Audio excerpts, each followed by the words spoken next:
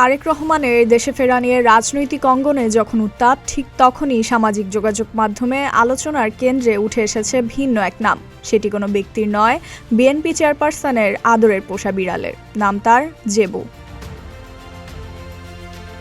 যুক্তরাজ্য থেকে সপরিবারে তারেক রহমানের দেশে প্রত্যাবর্তনের সঙ্গী হয়েছে বিড়ালটি। সাইবেরিয়ান ব্রিডের পোষা প্রাণীটির বয়স 7 বছর। পাসপোর্ট সহ প্রয়োজনীয় সব আনুষ্ঠানিকতা শেষে জেবুকে আনা হয় বাংলাদেশে আসা জেবুর ছবি এরই মধ্যে প্রকাশ করা হয়েছে বিএনপি অফিসিয়াল ফেসবুক পেজে।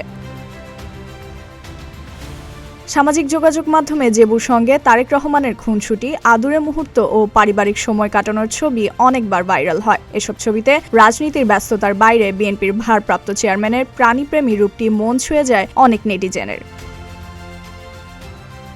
বিবিসি বাংলাকে দেওয়া এক সাক্ষাৎকারে জেবুর প্রসঙ্গ টেনে এনেছিলেন তারেক রহমান। তিনি বলেছিলেন, বিড়ালটি মূলত তার মেয়ের হলেও এখন পরিবারের সবার আদরের। প্রাণীর প্রতি মমতা ও যত্নের বিষয়টি মানবিক ও ধর্মীয় দায়িত্ব বলেও উল্লেখ করেন তিনি।